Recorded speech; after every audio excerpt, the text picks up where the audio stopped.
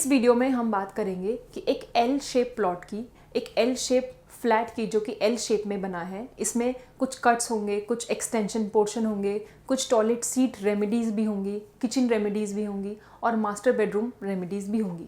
तो इस पूरी केस स्टडी, इस पूरे मैप स्टडी में हम सेंटर कैसे निकालना है, डायरेक्शंस कैसे लेनी है, रेमेडीज़ कैसे देनी है और मैप को रीड कैसे करना है, ये सब हम इस केस स्टडी में डिस्कस करेंगे।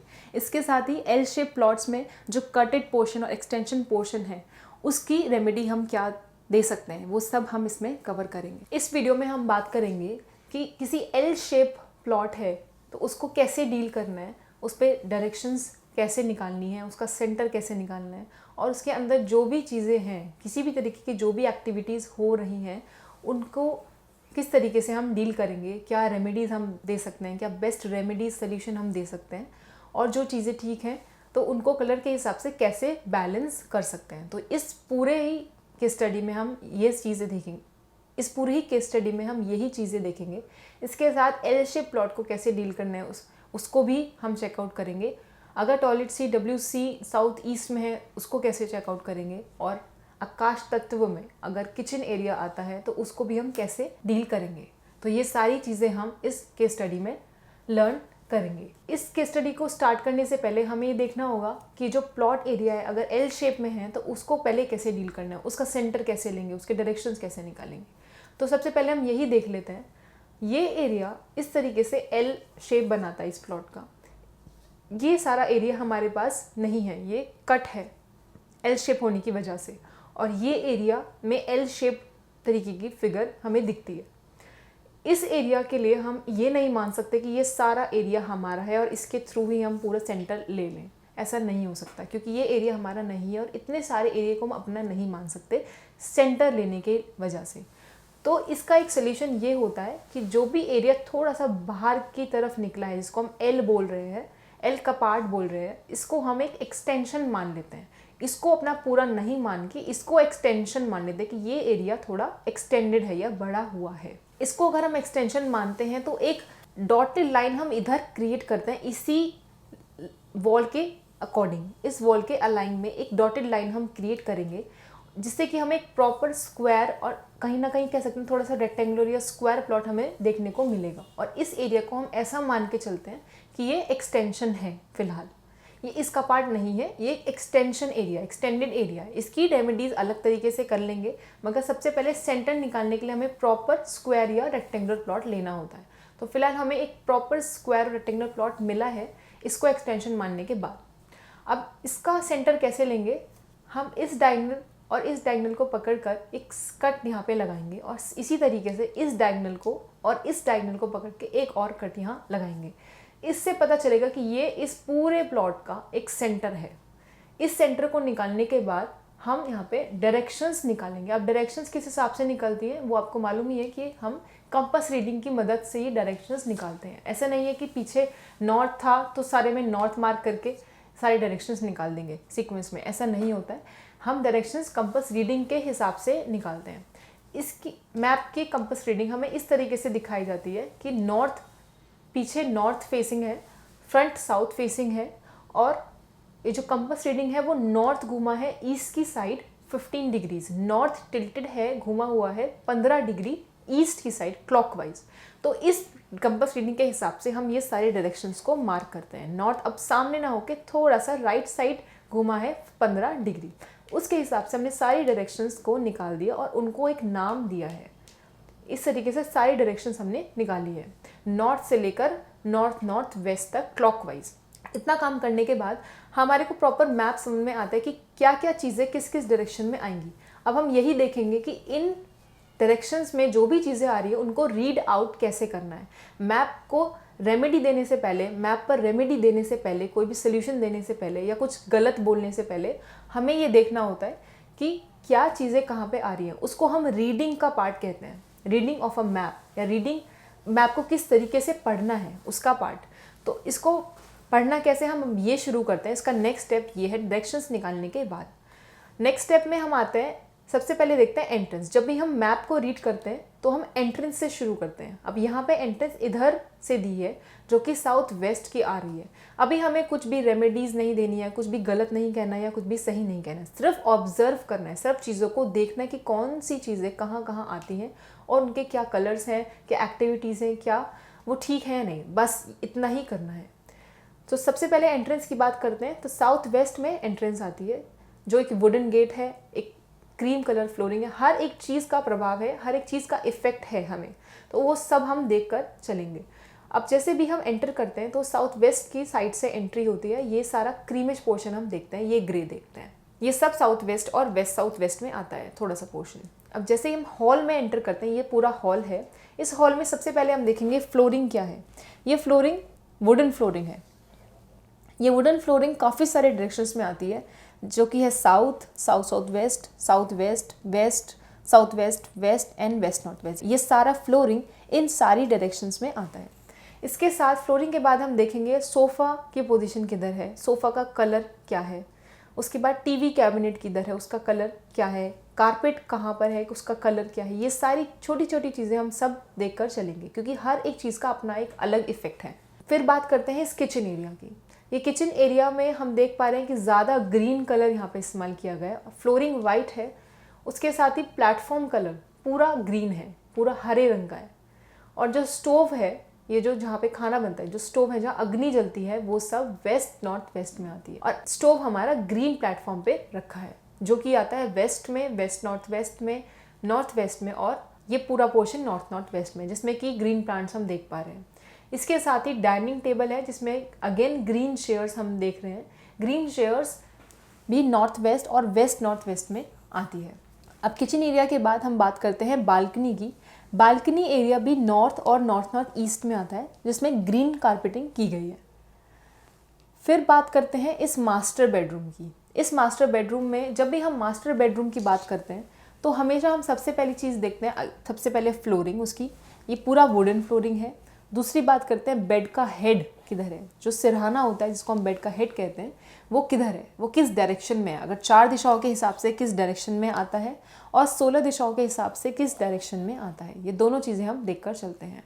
इसके अलावा अगर कोई अलमारी वहाँ पे है, कोई कैबिनेट्स वहाँ पर हैं, तो वो किस डायरेक्शन में आती हैं। जैसे कि फिलहाल इस पूरे मास्टर बेडरूम में ये कैबिनेट्स ईस्ट और ईस्ट साउथ ईस्ट में आती हैं, ग्रे कलर की है, ये बेड ब्लैक कलर का है, ये कारपेट ऑरेंजिश कलर का है, ये पूरा फ्लोरिंग वुडन फ्लोरिंग है। ये सब हमने मास्टर बेडरूम में नोटिस किया।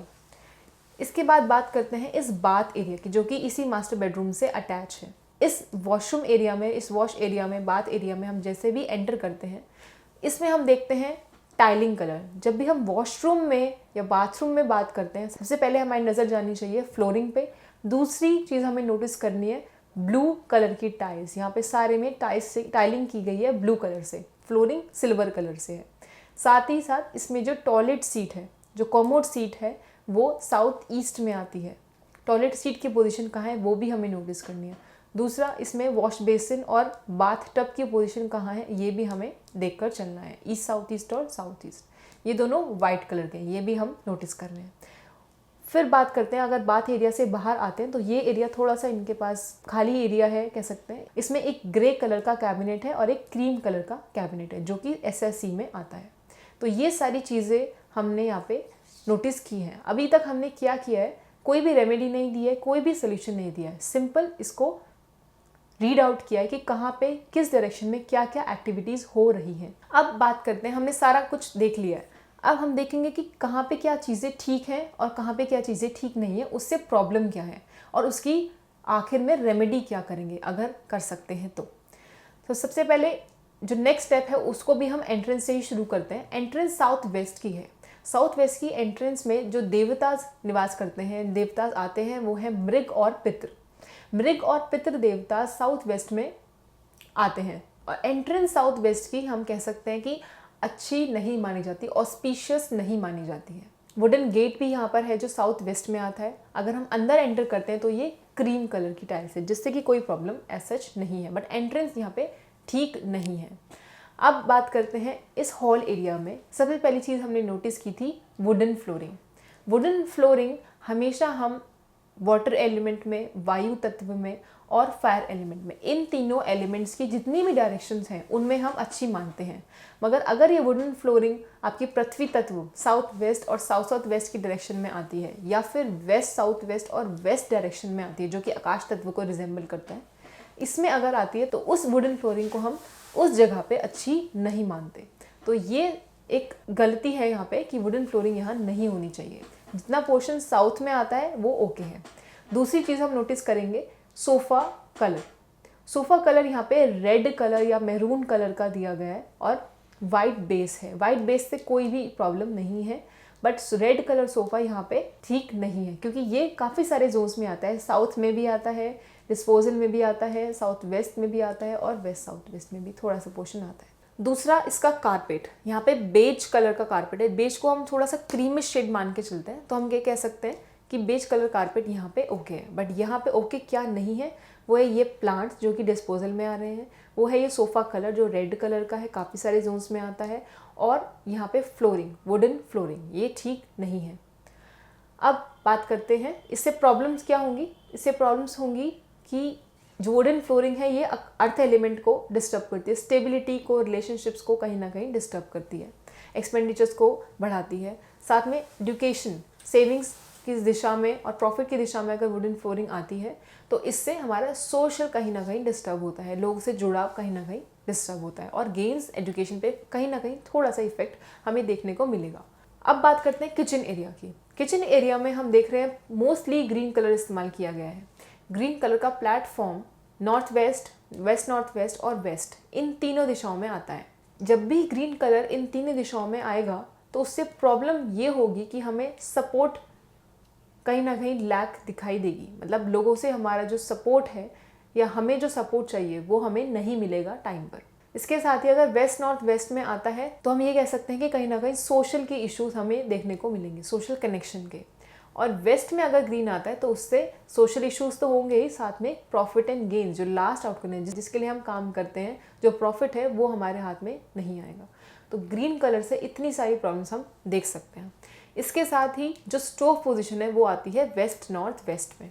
वेस्ट नॉर्थ वेस्ट में अग्नि का आना, स्टोव पोजीशन का आना गलत नहीं है, वो आ सकता है, मगर सेफ साइड होने के लिए हम इसको थोड़ा सा और शिफ्ट करेंगे वेस्ट नॉर्थ वेस्ट के थोड़ा सा सेंटर में, जिससे कि कहीं ना कहीं अगर हमारे काम में हल्का बहुत डिफरेंस हो तो ये वेस्ट में नहीं आ रहा हो, क्योंकि वेस्ट में अग्नि अच्छी नहीं है मगर वेस्ट नॉर्थ वेस्ट में अग्नि अच्छी होती है। इससे फ़ायदा ये होगा कि जो भी हमारे पास्ट इवेंट्स हैं, जो लो मूड्स हैं, नेगेटिविटी है, डिप्रेशंस हैं, वो सब कोप अप हो जाएंगे, वो सब थोड़े से कम होने लगेंगे, नेगेटिविटी कम होने लगेगी। इसके साथ एक सिंक पोजीशन है जो नॉर्थ वेस्ट में है। सिंक पोजीशन से कभी भी कोई गड़बड़ नहीं होती है, तो हम इसको ऐसे ही रहने देंगे। अब दूसरी चीज़ हम नोटिस कर रहे हैं किचन में, वो है चेयर्स। जो डाइनिंग एरिया है, डाइनिंग एरिया में जो चेयर है, जो चेयर कलर है वो सब ग्रीन है। जैसे कि प्लेटफॉर्म में ग्रीन कलर ठीक नहीं है, ऐसे ही इस एरिया में भी ग्रीन कलर ठीक नहीं है, जो कि सेम एरिया में आता है, वेस्ट नॉर्थ वेस्ट और नॉर्थ वेस्ट। तो इसमें भी ये चेयर्स ओके नहीं है, तो इसको भी हमें सही कलर से कवर करना होगा या इन्हें चेंज करना होगा। यहाँ पे प्लांट पोजीशन ठीक नहीं है। इस पूरे किचन एरिया में कहीं पे भी ग्रीन कलर आएगा तो वो प्रॉब्लम क्रिएट करेगा जिस भी जोन में आ रहा है। तो यहाँ पे ग्रीन कलर ठीक नहीं है, ना ही प्लांट्स ठीक है। प्लांट्स के लिए सबसे अच्छी डायरेक्शन उनकी बालकनी दी गई है, जो कि नॉर्थ और नॉर्थ ईस्ट में आती है, तो इसमें हम अपने प्लांट्स को शिफ्ट कर देंगे। दूसरी चीज़ हम बात करते हैं अब बालकनी की। बालकनी में पूरा ग्रीन फ्लोरिंग है और बालकनी आती है नॉर्थ में और नॉर्थ ईस्ट में। इस डायरेक्शन में बालकनी का होना बिल्कुल परफेक्ट है और ग्रीन कलर का होना भी बिल्कुल परफेक्ट है। तो हम ये कहेंगे कि बालकनी में कोई भी ऐसा मेजर चेंज नहीं है, ना ही कुछ गलत है। फिर बात करते हैं इस मास्टर बेडरूम की। इस मास्टर बेडरूम में जो फ्लोरिंग है, जब भी हम मास्टर बेडरूम में एंटर करेंगे तो हमने सबसे पहले फ्लोरिंग देखी थी। फ्लोरिंग आती है north, north east, east north east और ईस्ट। इतनी सारी डायरेक्शंस में फ्लोरिंग आ रही है। इतनी सारी डायरेक्शंस में वुडन फ्लोरिंग का आना कुछ भी गलत नहीं है, क्योंकि वुडन फ्लोरिंग वाटर एलिमेंट की साइड और वायु तत्व की साइड अच्छी मानी जाती है। तो हम ये कह सकते हैं कि कोई भी प्रॉब्लम नहीं होगी। दूसरी चीज़ है बेड की पोजीशन। बेड का हेड, जो बेड का सिरहाना है, वो किधर आता है। 16 दिशाओं के हिसाब से बेड का सिरहाना आता है नॉर्थ ईस्ट नॉर्थ ईस्ट और ईस्ट में। और अगर 4 दिशाओं की बात करते हैं तो इसका सिरहाना आता है ईस्ट साइड, इधर की साइड। जो ईस्ट में आता है। तो हम ये कह सकते हैं कि बेड का सिरहाना, जो बेड का हेड है, वो बिल्कुल परफेक्ट है, उसमें कोई भी प्रॉब्लम नहीं है। बट जो कलर है बेड का वो गलत है। ब्लैक कलर का बेड है और ब्लैक कलर का बेड आता है ईस्ट नॉर्थ ईस्ट, थोड़ा सा पोर्शन ईस्ट में भी और कुछ पोर्शन नॉर्थ ईस्ट में भी। नॉर्थ ईस्ट में ब्लैक का आना कुछ गलत नहीं होगा, मगर ईस्ट नॉर्थ ईस्ट और ईस्ट में ब्लैक का आना गलत है। उसमें प्रॉब्लम्स ये होंगी कि हमें गेन्स और सोशल कनेक्शंस, फिर से लोगों से जुड़ाव, लोग आपसे दूरी बनाएंगे अगर ब्लैक कलर किसी भी तरीके से ईस्ट नॉर्थ ईस्ट और ईस्ट में देखने को मिलेगा, तो ये हमें ठीक नहीं लगता। दूसरी चीज़ हम नोटिस करेंगे इसमें कारपेट, जो कि आता है नॉर्थ नॉर्थ ईस्ट में, नॉर्थ ईस्ट में, ईस्ट नॉर्थ ईस्ट और ईस्ट में। ये सारे डायरेक्शंस में ऑरेंज कलर का कारपेट आ रहा है। ईस्ट नॉर्थ ईस्ट, ईस्ट और ईस्ट साउथ ईस्ट, इसमें रेड कलर या ऑरेंज कलर या रेड कलर फैमिली से हमें कोई भी प्रॉब्लम नहीं है। मगर जो भी पोर्शन नॉर्थ ईस्ट और नॉर्थ में आता है या नॉर्थ नॉर्थ ईस्ट में आता है कारपेट का, जो कि ऑरेंज कलर का है, वो ओके नहीं है। उससे प्रॉब्लम्स हेल्थ जोन से रिलेटेड हो सकती है या फिर माइंड और क्लैरिटी से रिलेटेड हो सकती है। थोड़ा कन्फ्यूजन क्रिएट हो सकता है माइंड में। ये पोजीशन कारपेट की, ये कलर कारपेट का इन दोनों डायरेक्शंस में करेक्ट नहीं है। दूसरा, यहाँ पे जितनी भी ग्रीनरी है वो ये सब यहाँ पे आ सकती है, इससे हमें कोई भी प्रॉब्लम नहीं होगी। अब बात करते हैं इस कैबिनेट की। ये कैबिनेट है ग्रे कलर का, जो कि ईस्ट साउथ ईस्ट और ईस्ट में आता है। कैबिनेट की पोजीशन और कलर को देखकर हम ये कह सकते हैं कि फिर से सोशल इश्यूज दिखाता है, सोशल कनेक्टिविटी को दिखाता है, लोगों से जुड़ाव को दिखाता है। और इसके साथ ही इस पूरे कैबिनेट, इस पूरे अलमीरा में कुछ भी प्रीशियस अगर होगा तो उसका रिजल्ट ओनर को नहीं मिलेगा, उसका रिजल्ट ओनर को नहीं मिलेगा, क्योंकि ये एंग्जाइटी जोन में कैबिनेट रखी है। यहाँ पे कुछ भी प्रीशियस अगर हम रखते हैं तो उसका जो रिजल्ट है वो हमारे हाथ में नहीं आता। तो यहाँ पे कुछ भी प्रीशियस अवॉइड करिए। अगर बात करते हैं इस बाथ एरिया की, इस बाथ एरिया में जैसे ही हम एंटर करते हैं तो ये सिल्वर कलर हमें देखने को मिलता है फ्लोरिंग का। सिल्वर कलर साउथ ईस्ट में आता है प्रॉपर्ली। अगर साउथ ईस्ट में सिल्वर कलर आता है तो ये हमारे गेन्स को डिस्पोज करता है, ये हमारे एजुकेशन को डिस्पोज करता है, हमारे प्लान्स को 5 ईयर बनाता है और मनी प्रॉब्लम्स भी क्रिएट करता है। मनी ब्लॉकेज, ब्लॉक पेमेंट्स, इस तरीके की प्रॉब्लम्स को क्रिएट करता है। उसके बाद बात करते हैं टाइल्स की। टाइलिंग्स यहाँ पे ब्लू कलर की दी गई है। ब्लू कलर ईएससी में आता है तो कोई प्रॉब्लम नहीं देगा, मगर ब्लू कलर ही अगर साउथ ईस्ट में आ जाता है, जो कि इस साइड आ रहा है, तो इससे हमें ब्लॉक पेमेंट्स की प्रॉब्लम देखने को मिलेगी और साथ में अपॉर्चुनिटीज़ की प्रॉब्लम भी देखने को मिलेगी। मनी एंड अपॉर्चुनिटीज़, अफसर की प्रॉब्लम, हेल्थ की प्रॉब्लम्स भी देखने को मिलेगी। तो ये ब्लू कलर यहाँ पे करेक्ट नहीं है।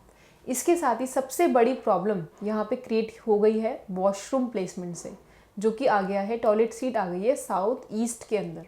साउथ ईस्ट के अंदर इस तरह की प्लेसमेंट होना बिल्कुल भी करेक्ट नहीं माना जाता। अगर इस तरह की पोजीशन कमोड सीट के साउथ ईस्ट के अंदर में आती है तो सबसे पहले ये मनी प्रॉब्लम्स क्रिएट करती है। Lack of money, blockage of money, money problems जिसमें कि मनी ब्लॉक हो गया है या फिर मनी प्रॉब्लम्स क्रिएट हो गई हैं। इसके साथ ही ये इन्वाइट करता है गवर्नमेंट की तरफ से पेनल्टीज़ या फिर कोर्ट केसेस। जब भी इस तरीके की पोजीशन देखी गई है साउथ ईस्ट के अंदर तो गवर्नमेंट आपके अगेंस्ट खड़ी हो जाती है। तो इसमें ये हम नोटिस कर सकते हैं कि कितनी सारी प्रॉब्लम्स एक कमोड सीट से और ब्लू कलर टाइलिंग से यहाँ पे देखने को हमें मिली है। उसके साथ हम बात करते हैं बाथ टब पोजीशन की और वॉश बेसिन की, जो कि वाइट कलर के हैं। और कभी भी बाथ टब या वॉश बेसिन से हम ये कह सकते हैं नेगेटिविटी या गलत प्रभाव हमें देखने को नहीं मिलता, क्योंकि इसमें जो पानी का प्रभाव है, जो पानी का फ्लो है, जो वाटर फ्लो है, वो रुका हुआ नहीं है, वो स्टोरेज फॉर्म में नहीं है, वो एक फ्लोइंग मैनर में है। तो इस वजह से जब भी पानी का बहाव फ्लोइंग वे में होता है तो हम ये कह सकते हैं कि वो गलत नहीं माना जाता। और दूसरा, बाथ टब वाइट है, वॉश बेसिन भी वाइट है, तो इससे भी कोई भी बैड इफेक्ट हमें देखने को नहीं मिलेगा। फिर बात करते हैं इस एरिया की, जिसमें छोटे से कैबिनेट्स रखे हैं ग्रे कलर के और क्रीम कलर के। क्रीम कलर के कैबिनेट एसएससी में होना गलत नहीं है, मगर ग्रे कलर के कैबिनेट एसएससी में होने से कॉन्फिडेंस एरिया में थोड़ा सा नेगेटिविटी देखने को मिलेगी और इसके साथ ही लास्ट आउटकम्स जो प्रॉफिट्स हैं हमारे, उसमें भी कुछ गड़बड़ देखने को मिलेगी। तो ये एरिया में जो कैबिनेट है वो ठीक नहीं है, जो कलर है इसका वो करेक्ट नहीं है। फिर से इस हॉल एरिया में हम अगर एंटर करते हैं तो यहाँ पे हम कुछ प्लांट्स देखते हैं जो कि डिस्पोजल में आते हैं। डिस्पोजल में प्लांट्स आने का मतलब है कि आपके एक्सपेंडिचर्स को ये फिर से इंक्रीज करता है। तो ये पोजीशन प्लांट्स के लिए अच्छी नहीं है। ये प्लांट्स को हम साउथ में रखेंगे तो हमें ज़्यादा बेनिफिट होगा, कोई भी नेगेटिविटी हम फेस नहीं करेंगे। तो इस तरीके से हमने देखा कि अब प्रॉब्लम्स क्या क्या होंगी। अब सोल्यूशन क्या है, अब उसकी बात करते हैं। सोल्यूशन के लिए भी हम सीधे एंट्रेंस की तरफ जाते हैं।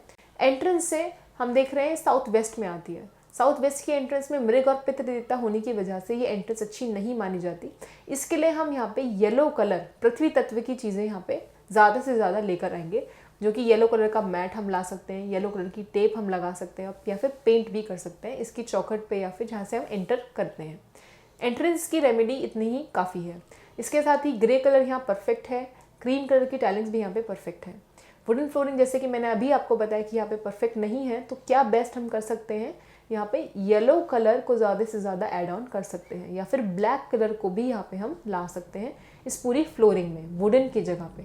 इसके साथ ही जो सोफ़ा कलर्स हैं ये भी मैरून है, रेड है, ये भी ओके नहीं माने जाते। अगर ये इस एरिया में आते हैं तो आपके एजुकेशन को इफेक्ट देंगे, आपके गेन्स को इफेक्ट देंगे, आपके एक्सपेंडिचर्स को बढ़ा देंगे। ये सब चीज़ें यहाँ पे देखने को मिलेगी। तो इसका क्या रेमेडी होगा कि हम इसको कवर करेंगे किसी लाइटर शेड से, क्रीमिश, येलो कलर या ब्लैक कलर या वाइट कलर, बेज कलर, इन सब कलर से हम इसे कवर करके रख सकते हैं। साथ में जो कारपेट है वो बेज है, तो उससे कोई भी प्रॉब्लम हमें देखने को नहीं मिलेगी। तो ये परफेक्ट है। टी कैबिनेट्स भी बिल्कुल परफेक्ट है। इसके साथ अगर किचन एरिया की हम बात करते हैं तो वो आता है वेस्ट, वेस्ट, नॉर्थ वेस्ट और नॉर्थ वेस्ट में। जैसे कि मैंने आपको बताया ये ग्रीन कलर यहाँ ओके नहीं है, बट स्टोव यहाँ पे परफेक्ट है। तो ग्रीन कलर को हमें किस प्लेटफॉर्म में चेंज करना है जिससे कि ये बैड इफेक्ट कम हो पाए, तो वो है येलो। जैसलमेर येलो स्टोन को हम इस्तेमाल यहाँ पे कर सकते हैं, या फिर येलो पेंट भी हम पूरे प्लेटफॉर्म पे कर सकते हैं इसके बैड इफेक्ट को डील करने के लिए, कम करने के लिए, इन नेगेटिविटी को कम करने के लिए। इसी पूरी किचन एरिया में ग्रीन चेयर्स भी आ रही है, इनको भी हम सेम कलर से ही रेमेडी देंगे, येलो कलर से, और प्लांट्स को यहाँ से हटा देंगे। किचन एरिया में कहीं पे भी प्लांट्स आने गलत होंगे। सीधे बालकनी में देखते हैं तो बालकनी में तो कोई भी ऐसी कुछ गलत हमें नहीं लगा, पूरा ग्रीन था और ग्रे था, ये परफेक्ट है, इसमें कोई भी प्रॉब्लम नहीं है। अब बात करते हैं मास्टर बेडरूम में। मास्टर बेडरूम में फ्लोरिंग जैसे कि हमने कहा था ये परफेक्ट है, कोई भी प्रॉब्लम नहीं है। बेड का हेड भी परफेक्ट है, बट बेड कलर को आपको चेंज करना होगा लाइटर शेड में, वाइट या बेज कलर के कलर में, या फिर ग्रीन भी हम ले सकते हैं। कारपेट को भी हम वाइट, बेज या ग्रीन ले सकते हैं इसके बैड इफेक्ट को कम करने के लिए। कैबिनेट अगर यहीं पे रहने वाली है तो इसको आप वाइट से या ग्रीन से पेंट कर सकते हैं इसको बैड इफेक्ट को कम करने के लिए, बट फिर भी यहाँ पे प्रीशियस थिंग्स आप अवॉइड करिए रखना।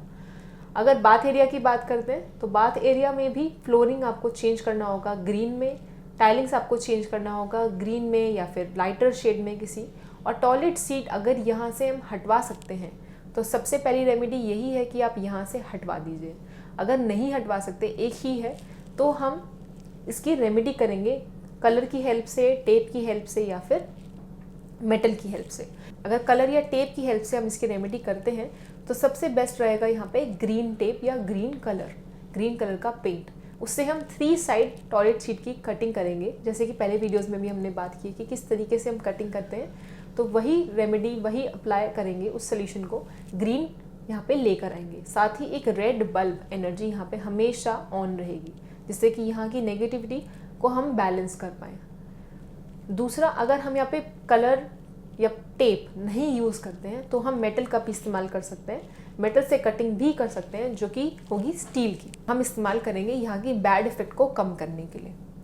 अब बात करते हैं इस एरिया की जिसमें ग्रे कलर हमने बोला था कैबिनेट्स में ओके नहीं है, तो इसको हम फिर से वाइट क्रीम में कन्वर्ट करेंगे या फिर रेड में भी कन्वर्ट कर सकते हैं, और प्लांट्स को हम साउथ तक लेकर जाएंगे, ना कि SSW में। तो इस तरीके से हम इन सभी चीज़ों की रेमेडी देंगे। अब बात करते हैं ये जो कट था, जो यहाँ एक्सटेंशन था, अब इसको हमने एक्सटेंशन माना था क्योंकि सेंटर हमने सिर्फ इतने ही पोर्शन का लिया था। इस एक्सटेंशन पार्ट को डील कैसे करेंगे? जो भी पार्ट एक्सटेंडेड होता है, बढ़ा हुआ होता है, उसको हमें कम करना होता है, क्योंकि जो भी चीज़ बड़ी है उसको कम करेंगे तो ही वो बैलेंस में आएगी, और हमें हर चीज़ बैलेंस में चाहिए। इसी वजह से हम यहाँ पे येलो कलर को इस्तेमाल करेंगे जिससे कि हम ये एरिया को जो एक्सटेंडेड है उसको बैलेंस कर पाए।